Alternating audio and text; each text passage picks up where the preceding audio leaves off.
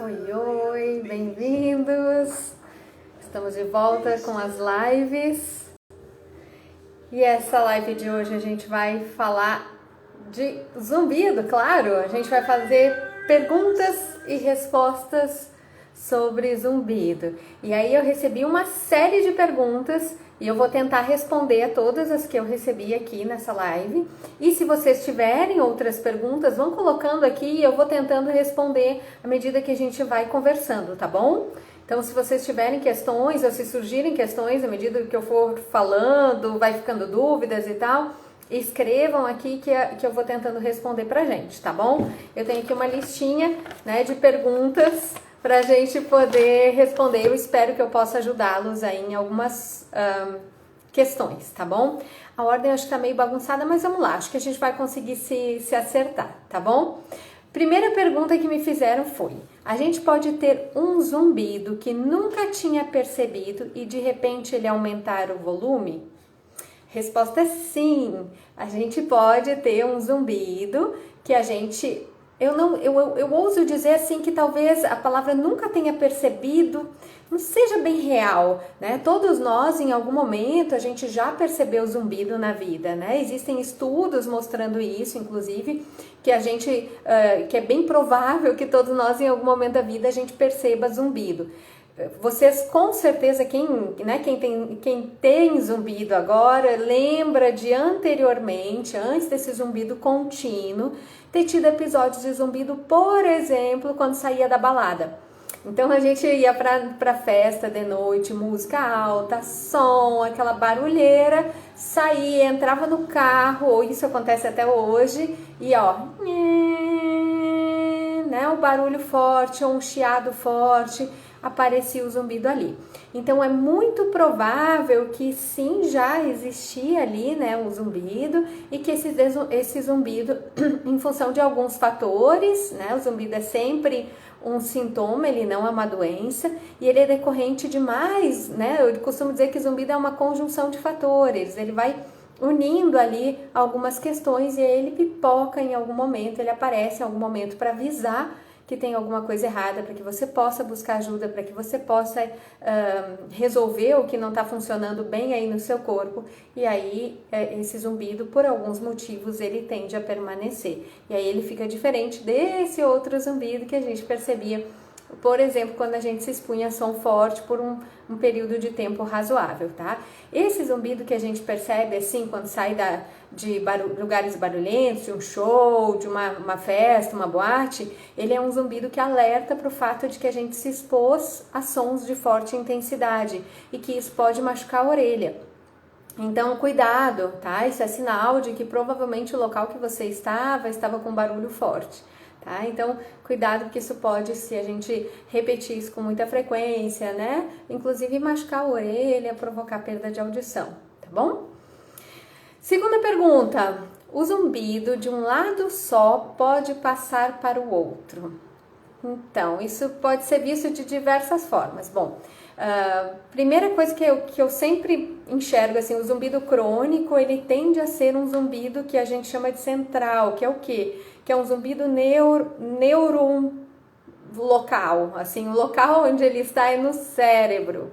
Tá? Então a gente pode ter fatores causais de zumbido que sejam na periferia, e esses fatores que causam o zumbido, eles podem estar gerando esse som em um lado só, e esses fatores podem ser que eles aconteçam do outro lado também e você passe a perceber o zumbido do outro lado também, tá? Isso é uma coisa. Outra coisa é quando o zumbido ele está lá na minha via auditiva, ele é um zumbido que está sendo processado lá no meu cérebro, na minha via auditiva. Eu posso muitas vezes perceber ele mais de um lado, mas não é porque ele está desse lado, ele está lá no cérebro. Lá no cérebro a via auditiva ela se comunica um lado com o outro, então o som que entra daqui vai conversar com o lado de lá e vai trocar informações de um lado e de outro. Então é difícil a gente dizer neste caminho neural onde que está o zumbido, se está de um lado, se está de outro. A percepção dele pode ser de um lado, e acontece às vezes que eu passo a perceber esse som que na verdade é central, é lá da minha via auditiva central, eu passo a perceber do outro lado, tá? Volto a dizer, zumbido não é uma doença, então ele não passa. Não vai ter assim, o zumbido passou para o outro lado, ou né, esse zumbido acabou contaminando o outro lado. Não, tá? Então assim, ele não é uma doença, ele não contamina, ele não passa. Você passa a percebê-lo do outro lado, tá? Isso pode acontecer mesmo, tá? Não se assuste, isso não é sinal de pior, isso não é sinal, né? Vamos investigar, ver o que está acontecendo do outro lado, se surgiu alguma coisa, vamos avaliar a audição, a questão muscular, enfim, todos os processos que possam justificar, né, a percepção do zumbido desse outro lado, ou se isso é você simplesmente tendo essa sensação desse zumbido central agora do outro lado também, tá bom? Outra pergunta. Na verdade, me pediram para falar mais sobre hipersensibilidade. Eu vou deixar essa para o final, pode ser?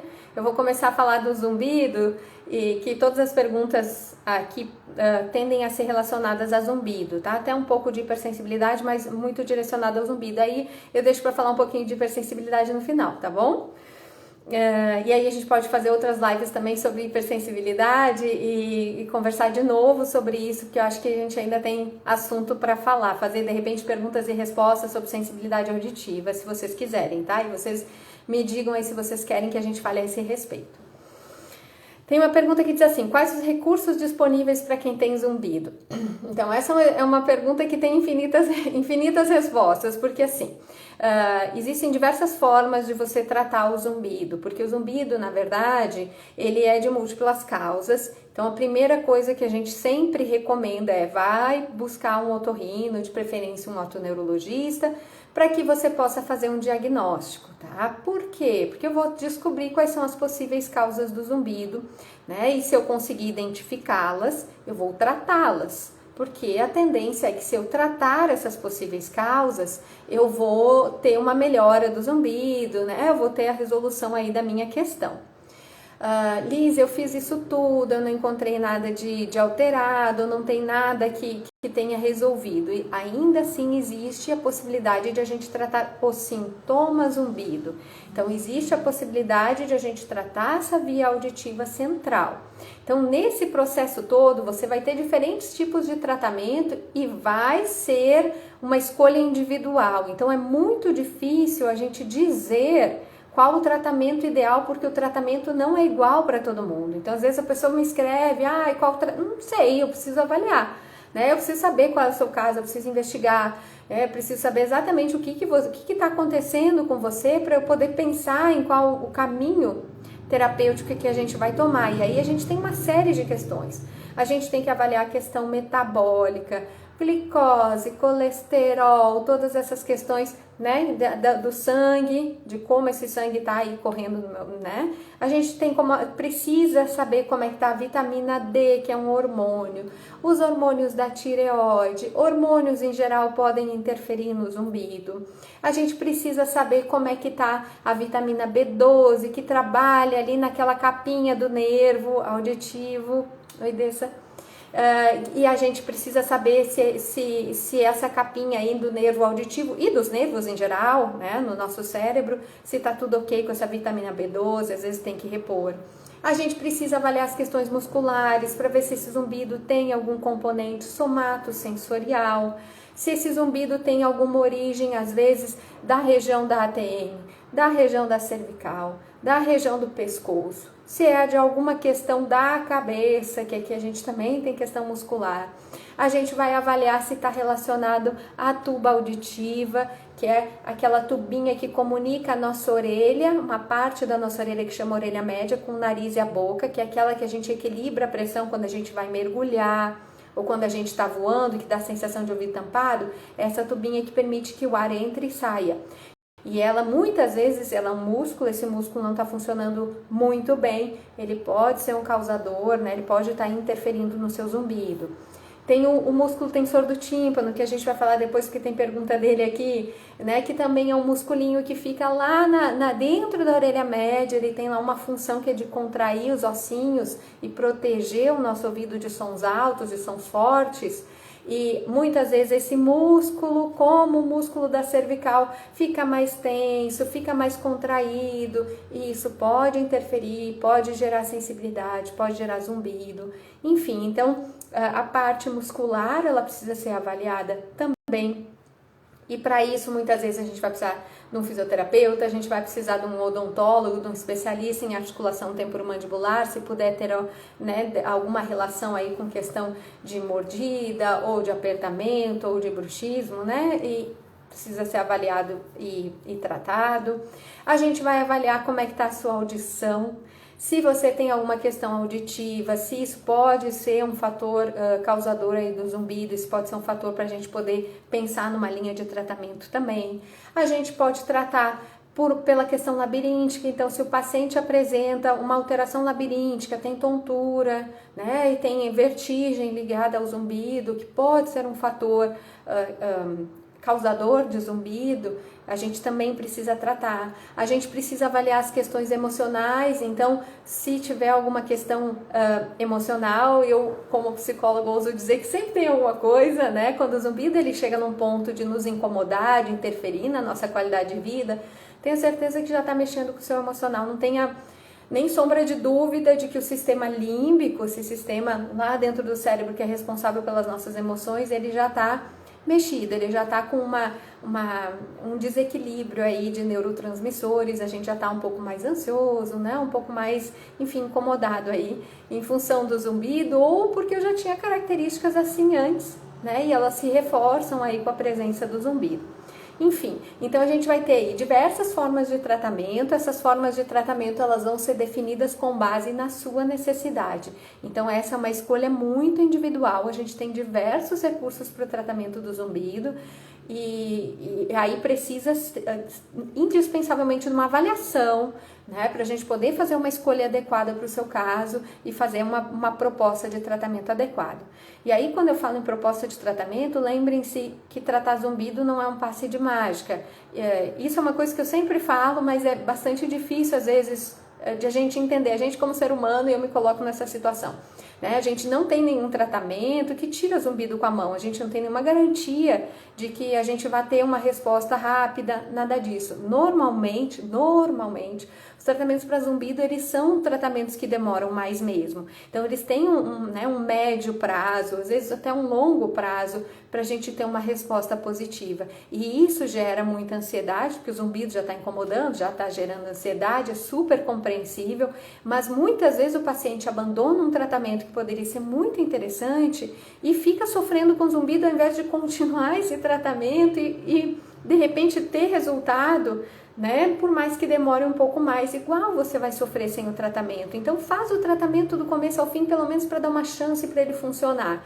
Então, independente aí dos recursos que forem oferecidos ou das propostas terapêuticas que estão oferecendo para você, lembre-se, elas não são milagrosas, nada é tirar com a mão, não é tomar um comprimido e fazer zumbido ir embora, né? Não, normalmente não funciona dessa forma. Aliás, aqui entra também recursos medicamentosos para as causas do zumbido. A gente não tem nenhum medicamento que é para zumbido. Você, eu tenho esse medicamento aqui que resolve zumbido. Não, a gente vai ter medicamentos para as possíveis causas do zumbido, como por exemplo as reposições vitamínicas, né? Eu vou repor lá a vitamina, se eu tiver necessidade, ou se eu tiver uma alteração labiríntica, eu vou usar uma medicação que é para o meu labirinto e que pode ajudar aí no zumbido, enfim, também é uma possibilidade. Mas enfim, era isso. Tá? Espero que tenha ajudado aí você a entender que assim, tem muitos recursos e que precisa ser avaliado individualmente e que os tratamentos podem levar mais tempo do que a gente deseja. Eu compreendo perfeitamente o desconforto que é e como é ruim ter que conviver com isso ao longo do tratamento, mas saiba, tem tratamento, tem melhora. Então não tem por que a gente não arriscar levar até o final, tá bom? Tem uma pergunta aqui que me fizeram, ó, já tentei medicamento, fisioterapia, medicação e botox. O aparelho auditivo seria uma opção para o zumbido com terapia sonora? Olha, não posso dizer, eu não sei exatamente o que está acontecendo no seu caso. Então, assim, a gente volta a dizer, a avaliação ela tem que ser individual, precisam ser vistos os exames, tá? É necessário saber o que está acontecendo, não só a audiometria, como eu falei, tem esses outros fatores, né? Os exames de sangue, a questão né, muscular, se tem alguma interferência. O aparelho auditivo é uma ferramenta maravilhosa, tá? É uma ferramenta que tem opções, né? Ela colocou aqui com a terapia sonora. Para quem não sabe, o aparelho auditivo, hoje em dia, boa parte dos aparelhos, ele tem esse recurso, que é um recurso onde eu consigo corrigir a audição do paciente. Então, eu vou deixar você ouvindo, corrigir a sua perda auditiva, e aí eu vou acionar um recurso, que é um recurso onde eu coloco um som para fazer a terapia sonora. Tá? Esse som ele é personalizado, vai depender de como você quer fazer a terapia sonora, qual a tua proposta de terapia sonora para o teu paciente, né? Cada profissional aí vai escolhendo conforme o paciente necessita e aí vai ajustando isso. O aparelho auditivo é uma excelente ferramenta. Não posso dizer que é uma indicação para o seu caso, mas que é uma possibilidade de tratamento para muitos casos, e é uma excelente ferramenta. Sempre vale a pena minimamente fazer um teste, né, com muita calma, com alguém que realmente tenha algum conhecimento, né, em zumbido, para poder fazer esses ajustes da melhor maneira possível para você, que é outro fator importante, tá? Porque a gente vai ajustar isso no computador. Então, isso precisa saber exatamente qual é o meu objetivo, o que é que eu vou propor aí para aquele paciente, tá? Para que esse aparelho possa realmente ser uma ferramenta interessante, que possa trazer os benefícios todos que ele tem para trazer, tá bom? Como posso tratar a síndrome do tensor do tímpano? Quais os músculos? Eu já fiz fisioterapia e nada. Então, não tenho como saber quais os músculos. A gente vai precisar saber o que está acontecendo com você. Vamos lá, o que é a síndrome do tensor do tímpano? Lembra quando eu falei que quando a gente avalia lá as questões musculares, existe um músculo, que é um musculinho que fica lá dentro da minha orelha média, e ele liga lá num ossinho que chama estribo. Ele chama estribo porque ele parece um estribo mesmo, tá? Ele fica ali encaixado numa janelinha e ele fica grudado com os outros dois ossinhos, né? Ele faz uma cadeia junto com os ossinhos, que é o martelo, a bigorna e o martelo, e eles vão se movimentando para transportar o som por meio dessa janelinha para dentro da cóclea. O que acontece é que quando o som fica mais forte, e esse som mais forte pode empurrar essa janelinha ali com muita força e acabar machucando as células lá dentro da cóclea, do caracol lá da audição, esse músculo entra em ação. Então a gente espera aí que sons um pouco mais fortes, eles acionem essa musculatura, que tem a função de quê? Tracionar, puxar essa cadeia para que esses ossinhos não carreguem esse som dessa forma. Então ele puxa e eles não conseguem fazer esse movimento tão forte que pode acabar machucando as células lá dentro do caracol. Então, esse músculo, muitas vezes, em função de diversos fatores, dentre eles as questões musculares, seja da articulação temporomandibular, do pescoço, da musculatura como um todo, ele também acaba mais contraído, tá? Existem pesquisas mostrando que que a síndrome do tensor do tímpano está bastante ligada à questão emocional. Então, os tratamentos também abordam isso, então está bastante ligada à ansiedade, à tensão, tá? O estresse. Então, é uma das coisas que também vale a pena você ver, se você já fez fisioterapia, já fez, né, outros tratamentos e não teve resultado, de repente buscar por esse lado e avaliar se isso pode ser um resultado interessante para você, tá bom? Doutora, após a exposição sonora alta, pode ter causado a síndrome do tensor do tímpano que gerou o zumbido? Então, uma das causas da síndrome do tensor do tímpano pode ser essa, pode ter sido a exposição sonora a sons intensos, né? Pode ser o estresse, pode ser, enfim, a gente tem alguns fatores aí que podem interferir aí na síndrome do tensor do tímpano, mas pode sim, e a síndrome do tensor do tímpano, ela tá ligada pra gente tanto com a questão do zumbido, como uma das causas do zumbido, ou um dos fatores que aumenta a percepção do zumbido, aumenta, né, a intensidade do zumbido, quanto com a sensibilidade auditiva. Então, a síndrome do tensor do tímpano, ela também gera sensibilidade auditiva, ela gera sensações diferentes ali na orelha, né? E a gente, inclusive, muitas vezes consegue fechar o diagnóstico por causa dessas sensações. O relato do paciente são sensações bem diferenciadas, muitas vezes uma sensibilidade muito forte, muito diferente, que a gente consegue então relacionar aí a síndrome do tensor do tímpano, tá? Então ela pode sim estar ligada a uma exposição de a sons fortes, sim, e ter causado esse estresse aí nesse músculo, porque ele foi contraindo para tentar proteger ali a orelha, enfim, pode estar ligado a isso sim, tá? Hipersensibilidade auditiva pode aumentar a percepção do zumbido já existente, mas que era bem baixinho?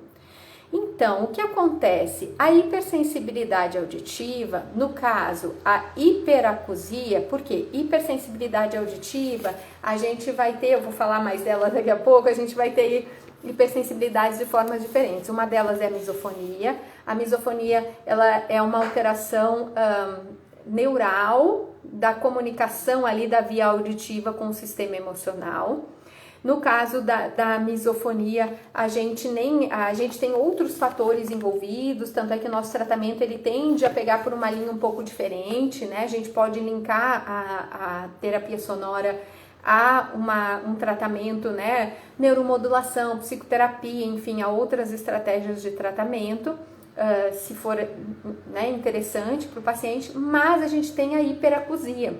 A hiperacusia é uma alteração da via auditiva e ela tem uma estrutura neural muito parecida com os pacientes que têm zumbido. Então, o que acontece lá no meu córtex auditivo? Quando eu tenho uma perda de audição e quando eu tenho zumbido, existe uma hiperexcitação do meu córtex. Então, o meu córtex entra num processo de trabalho muito intenso. É como se ele começasse a trabalhar em excesso, a hiperativar. Essa hiperativação é característica também da hiperacusia. Então, os dois, eles têm uma estrutura lá no meu córtex muito parecida. As linhas de tratamento, elas podem inclusive ser muito similares, muito parecidas, irem na mesma direção, porque a fisiopatologia, o que está desencadeando, o que está acontecendo lá no meu córtex, é muito parecido. Então, a gente já sabe que essas estruturas aí podem estar passando por uma situação muito parecida e gerando sensibilidade e gerando zumbido. Então, os dois podem vir juntos. Eu não saberia dizer se a sensibilidade trouxe o zumbido trouxe sensibilidade, quem trouxe quem, e se os dois de repente não vieram de fatores outros, né? E que nada a ver um com o outro, mas que assim a estrutura fisiopatológica é muito parecida e que então por isso é tão comum, inclusive, a gente ter pacientes que têm hipersensibilidade e zumbido, tá? Então boa parte dos pacientes que têm hipersensibilidade tem zumbido, tá? E vice-versa. Mesmo sem nenhum tratamento, eu posso conseguir com o tempo não ter mais a percepção do zumbido? Pode. O cérebro, ele tende a entrar num processo de habituação neural, é uma palavra que eu uso com muita cautela. Porque habituação eu uso com cautela, porque normalmente quando a gente fala habituação, a pessoa entende se acostumar, tá? Quando eu falo em habituação, eu não estou falando em me acostumar, eu estou falando na capacidade do meu cérebro de ignorar estímulos neutros. Então aqui eu estou, por exemplo, com a minha janela aberta.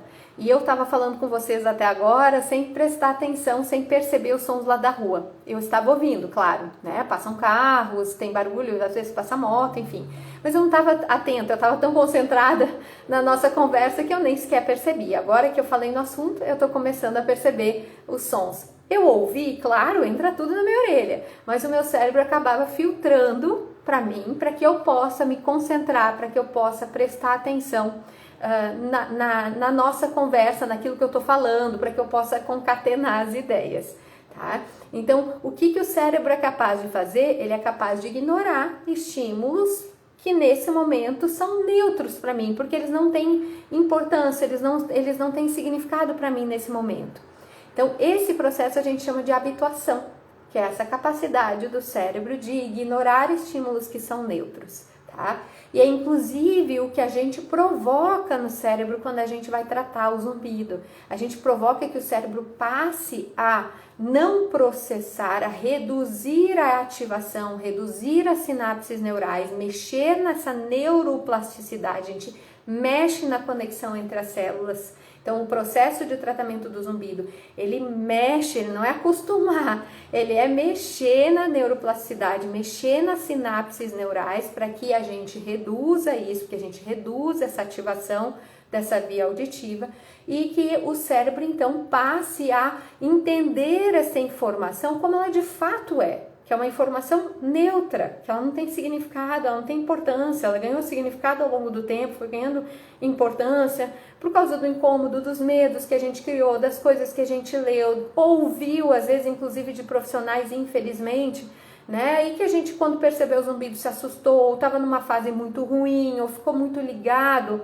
a um momento onde eu estava doente, ou uma ocorrência muito ruim na minha vida, enfim, que são os fatores que acabaram dando significado para ele e que acabaram fazendo com que eu entendesse que esse som é algo extremamente perigoso, letal, importante e que meu cérebro, então, obviamente, né, sob risco da minha vida, não vai deixar eu deixar de prestar atenção nisso por um fator de proteção. Então, o cérebro é capaz de fazer esse processo de redução sináptica, de redução dessa hiperativação, à medida que eu vou trabalhando e compreendendo que esse som não tem significado e não tem importância, independente de tratamento, sim, isso pode acontecer, tá? Isso não é impossível de acontecer de jeito nenhum, tá? O cérebro é plástico e ele tá aí para fazer as modificações e para trabalhar a nosso favor, de preferência, né? E que se a gente souber caminhar nessa direção, ele tem todo o perfil de fazer isso com toda a tranquilidade do mundo, tá bom? E aí tem uma penúltima pergunta, que aí eu vou falar um pouquinho mais de hipersensibilidade.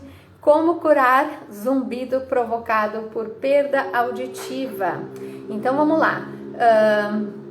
Primeiro vamos falar sobre a palavra curar. O que eu entendo por curar?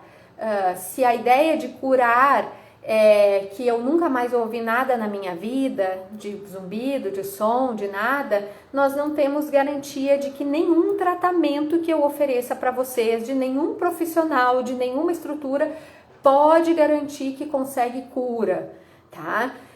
Isso ocorre, graças a Deus, a gente tem vários casos, né, de pacientes que não escutam mais nada. Como que eu sei que esse, o paciente sentou ali na minha frente e fala, esse aqui é um paciente que a gente vai chegar na cura? Não sei, tá? O que eu sempre falo, eu sempre trabalho mirando na cura, né? Então, assim, eu não posso garantir, eu não posso prometer, eu não faço ideia se esse paciente vai chegar lá ou não vai. O que a gente sabe é que a gente consegue sim tratar o zumbido, reduzir o incômodo, devolver qualidade de vida, devolver a vida, né, normal para o paciente, e o que não quer dizer que ele não possa, em um momento e outro, ou quando sentar no silêncio, perceber esse som, mas sem incômodo, sem desconforto, sem aquela ansiedade toda que o zumbido causa, né, quando ele nos procura, porque ninguém nos procura sem estar com bastante incômodo, né.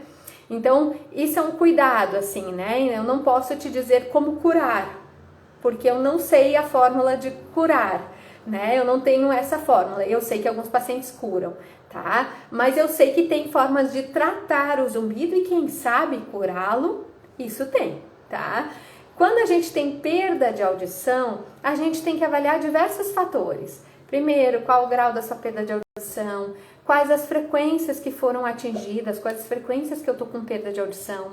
Eu tenho a opção, de repente, de usar um aparelho auditivo visando tratar o zumbido, sim, tá? Por meio tanto da correção da audição, quanto o uso de possibilidade, né, de ligar aí, de fazer uma terapia sonora junto com o aparelho auditivo, né? Então essa parte só de correção da audição muitas vezes já resolve a questão do paciente, ele nem precisa da parte da terapia sonora. Então é uma possibilidade que muitas vezes é interessante quando a gente tem perda de audição. Enfim, a gente pode, o que acontece é que a gente entende, meu zumbido veio por causa da perda de audição. Como a perda de audição não tem cura, hoje em dia uma perda de audição sensório-neural ou neurosensorial, a gente ainda não tem como curar, não tem como reverter, então é sinal de que eu estou condenada ao zumbido para o resto da vida. Não.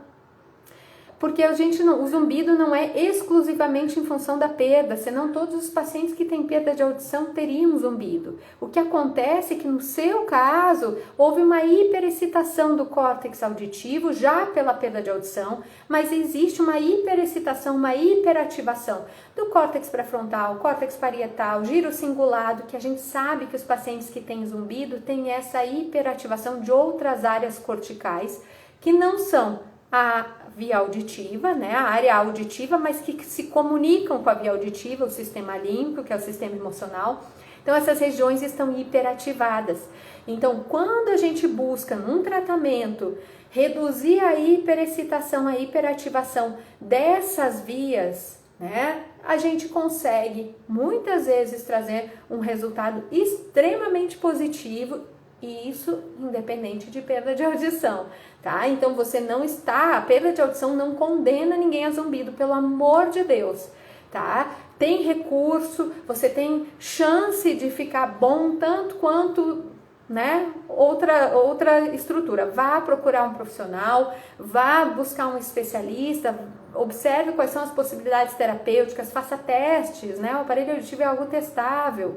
Então, se você colocar na orelha, testa, observa, faz ajustes, enfim, para que você possa ver se de repente esse é um recurso ou se você vai entrar com outros recursos, mas mire em tratar o córtex auditivo, né? Não só e também, claro, né? Dependendo do grau da perda, a gente vai pensar em tratar a periferia também, corrigir a audição, mas a gente vai estar pensando sempre em como isso vai impactar aqui o meu cérebro. E aí tá o segredo e a chavinha pra gente poder ajudar na questão do zumbido, tá bom?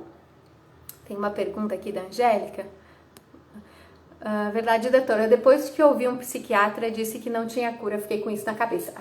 Então, essa é a minha guerra, né? Eu acho que é a guerra de quem trabalha com zumbido, assim. Hoje a doutora Tani postou, eu até repostei, porque eu achei muito interessante, porque é uma das coisas que eu sempre falo para os pacientes, eles sempre me perguntam, né? É muito comum isso. Por que tem pouco médico? Por que tem poucas pessoas tratando zumbido? Né? E eu acho que uma das coisas mais, assim, ela colocou tudo que eu penso, tudo que eu vejo, assim. Eu acho que existe uma cultura de um imediatismo que todos nós temos. Eu quero que alguém aqui me diga que não é uma pessoa que quer resposta para ontem. Eu sei que é assim. Eu já vivi situações em que eu queria resposta para ontem e que ela não aconteceu, obviamente, porque muitas das situações a resposta não é para ontem. E aí muitas vezes a gente desacredita dos tratamentos, né? Os médicos em geral, os profissionais em geral, eles querem resolver, eu quero resolver, né? A gente quer resolver, tirar essa dor, tirar esse desconforto do paciente. E muitas vezes é isso que gera tão poucos profissionais interessados em tratar zumbido, porque a gente não tem uma fórmula mágica, nenhuma coisa que assim, faz e ele vai embora, toma e amanhã se acorda sem, né? Então tem essa estrutura, demanda você ter um estudo diferenciado, se dedicar a isso e olhar o corpo de uma forma muito mais ampla. Eu sempre falo isso, não adianta eu sou fono, eu vou lá e olho o exame de sangue do paciente, eu não prescrevo, né? Eu não tenho, né, habilidade para isso, mas eu consigo conversar com o médico, fazer sugestões, né? Olhar junto com ele isso e ver se isso pode estar interferindo ali no zumbido. Eu acho isso uma coisa tão importante, porque a gente faz trocas que são muito importantes, né? E evitar de dizer, olha, se eu não sei tratar, se eu não tenho o conhecimento de tratar, não quer dizer que não tenha solução. Isso é uma coisa que eu sempre falo, olha, eu não sei como tratar, mas eu vou buscar um profissional que sabe. Tem muitas áreas que eu não sei tratar, né? Isso não quer dizer que não tenha tratamento ou que não tenha solução, ou porque eu ouvi de muitas pessoas que não resolveu o seu zumbido. Sim, mas fez que tratamentos? Você procurou profissionais especializados? Você fez o que te pediram para fazer do começo ao fim? Você foi do começo ao fim do tratamento? Então não fala que não tem cura, não fala que não tem tratamento, porque para você a coisa não aconteceu ou não foi da maneira... E tem fatores que talvez a gente possa investigar para tentar descobrir por quê, né? Você não teve melhora do zumbido, e provavelmente a gente vai encontrar, tá? Porque assim, é muito provável, todo zumbido tem tratamento. Todo zumbido tem tratamento. Eu volto a dizer que a gente não pode prometer cura, que não tem nenhum profissional que consegue dizer, eu tenho aqui uma fórmula mágica curadora de zumbido. Eu não tenho e eu desconheço quem tenha, né? Mas a gente tem formas de tratar, tem formas de devolver qualidade de vida e a vida para o paciente. Eu sempre falo isso, eu gosto quando o paciente volta a fazer as coisas que não fazia mais, eu já fico super alegre, já estou vendo o paciente numa outra estrutura de vida, é muito gostoso.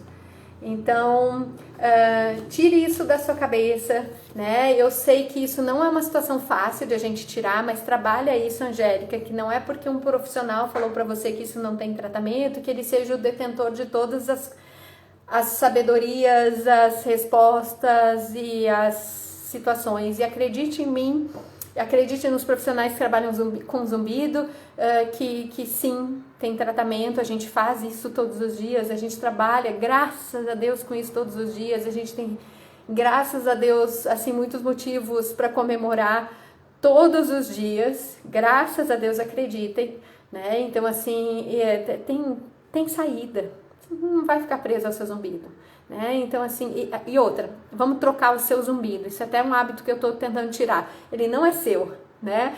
Ao zumbido, ele não é seu, você não tome posse dele, né? Ele é um visitante e que é um visitante que, assim como chegou, em algum momento vai sair, tá bom? E eu vou falar um pouquinho sobre hipersensibilidade, então. Como eu falei antes, a gente tem tipos diferentes de hipersensibilidade, um deles é a hiperacusia. A hiperacusia, ela é diferente da misofonia na hora que o paciente vai contar pra gente como ele sente. Então, muitas vezes, a gente já na conversa com o paciente consegue ter uma noção, né, de fechar um diagnóstico. No caso da misofonia, muitas vezes o diagnóstico é fechado realmente pela conversa. E muito curiosa que agora com as informações chegando, eu fico muito feliz com isso. Eu recebi uma mãe de um menino de 7 anos, essa semana no meu consultório, que vai iniciar o tratamento para misofonia, e a mãe, em função de conhecer, de receber informações e tal, ela chegou e falou, meu filho tem misofonia, é isso que ele tem. Buscou o tratamento e realmente, assim, é um caso de misofonia mesmo, né, e vai iniciar o tratamento, que me deixa muito feliz, porque na minha prática, quando a gente inicia o tratamento quando criança, a gente tem respostas muito espetaculares. A misofonia, então vou contar, né, vamos dizer, ela é na verdade uma sensibilidade a sons específicos. Então eu não vou nomear os sons porque muitas vezes quando a gente fala dos sons gatilhos, a gente dá ideia para o misofônico ficar atento a determinados sons, tá? Então eu não vou fazer isso, é uma coisa que eu comecei a parar de fazer, porque muitas vezes quando você faz uma pergunta, ou quando você coloca, você sente, né, isso ou aquilo, ou quando fulano faz isso, ou quando fulano faz aquilo, incomoda. Não sinto, só que isso alerta a pessoa para prestar atenção naquele som. E aí pode ser mais um gatilho de misofonia. Então, alguns sons, né, característicos, muitas vezes eles estão ligados a uma determinada pessoa. Então, muitas vezes é um som que qualquer um faz me incomoda, tá? E às vezes é aquela pessoa exclusivamente. Essa criança é uma pessoa específica que faz o som que ele se incomoda. Por exemplo, o resto não. Ele vai para a escola, ele fica com os colegas, ele tem todas as outras atividades, independente de colegas ou de outros locais, ele perceber esse som, de fazerem esse som, não gera incômodo. Gera incômodo aquela pessoa produzindo o som, tá? Não necessariamente é assim, muitas vezes é o som em si, então aquele som produzido por qualquer pessoa me gera desconforto e ele não está ligado ao volume, não é uma questão de que o som é forte, de que o som é alto, está ligado ao tipo de som. Este som, que não é um som forte, inclusive muitas vezes ele é tão baixinho que até as pessoas se assustam, falam, caramba, como é que a pessoa percebe isso? O lugar super barulhento, a pessoa consegue perceber esse som? Consegue né, ficar atento para esse tipo de som? Sim. E na misofonia, muitas vezes, a gente tem um componente que é o visual. Então, de eu ver uma pessoa fazer um movimento, que é um movimento que às vezes nem produz aquele som, mas que pode me lembrar da produção daquele som, ou que pode me alertar para a possibilidade que ele vai produzir aquele som, já me gera desconforto. E o desconforto, ele é muito diferente de um desconforto em si. Ele é uma resposta muito extrema para uma coisa tão pequena pra gente que não tem misofonia, tá? Então, assim, eles sofrem. É como se fosse uma agressão. Então, a resposta é uma resposta extrema, é de muita raiva, é de uma resposta, às vezes, de choro, de irritação, de levantar e não conseguir ficar no ambiente. Então, assim, é realmente uma resposta forte, extrema, muito emocional para aquele tipo de som. Na hiperacusia, a hiperacusia é como se o cérebro desse um ganho no volume. Então, na hiperacusia, o desconforto, e é um desconforto que pode inclusive ser físico, me dá dor, tá? Ele tá ligado ao volume.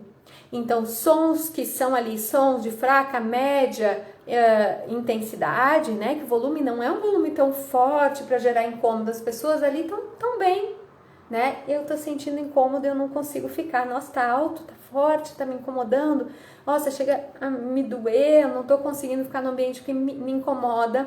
O volume, a intensidade desse som, tá? Não é a característica do som, não é esse som sendo produzido por determinada pessoa, não, é o volume. Então, todos os sons que têm uma intensidade mais forte, que já vem com mais volume, com mais intensidade, eles me geram esse desconforto grande.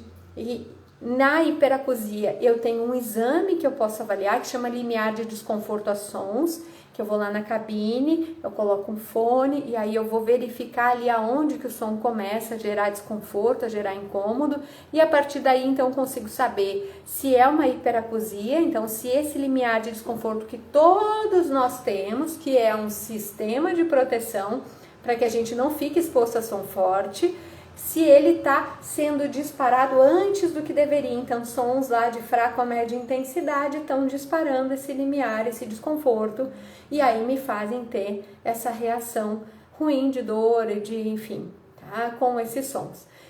Então, eu tenho um exame que é o limiar de desconforto, ou Loudness Discomfort Level, que eu consigo avaliar isso, e aí eu tenho inclusive como enxergar e tem inclusive como acompanhar, é bem bacana para acompanhar o tratamento, né? Então, a gente repete depois de um tempo e vê se esses valores aí estão indo para a direção de normalidade, tá? Então, essa é a diferença aí nas sensibilidades sonoras. A gente tem a fonofobia, mas a fonofobia é muito mais ligada à psicologia, que é uma fobia a sons, né? A gente inclusive já nem fala mais dela quando faz as lives, porque ela está muito mais ligada, muito direcionada à questão da psicologia. Eu já recebi paciente assim, e com uma mistura inclusive de uma fonofobia com hiperacusia. E isso acontece também, então é algo que a gente também tem que estar atento e tem que avaliar. Eu posso ter fatores de sensibilidade junto com o zumbido, eu posso ter mais de uma sensibilidade, eu posso ter uma associação das sensibilidades, então também é necessário ter critério, cautela, para a gente poder avaliar, chegar num diagnóstico e fazer as propostas terapêuticas que possam ser mais interessantes para cada um, né? E aí poder oferecer conforto e cura para essa situação, tá bom? Existe possibilidade de cura na hiperacusia. A gente tem relatos e eu tenho em consultório casos de cura de misofonia. Voltamos a dizer que não é uma coisa que a gente garante, né? É assim, o paciente misofônico vai ficar zerado, não, né? A gente sabe que em alguns casos a pessoa carrega aquela característica como uma característica emocional dela, né? Só que ela consegue contornar, lidar, conviver, ter a vida normal de volta quando a gente trata, né? Não tem todo esse isolamento que acaba gerando essas situações e esse desconforto. Então, por isso a importância de tratar, tá? Inclusive, na minha visão, quanto mais cedo, melhores os resultados, inclusive, no caso da misofonia, tá? Quando a gente pega a criança, assim, você tem bastante, assim, um resultado bem interessante, bem bacana de ver. Bom, foram essas as perguntas que me passaram. Eu espero que eu tenha ajudado aí vocês com as questões de vocês. Se vocês tiverem mais perguntas, vão escrevendo, vão colocando. Não sei se vocês viram que eu montei um canal específico para separar a psicologia do zumbido e das sensibilidades e da tontura. Então a gente tem agora o zumbido IH, que é zumbido Instituto Holderfer, então zumbido IH.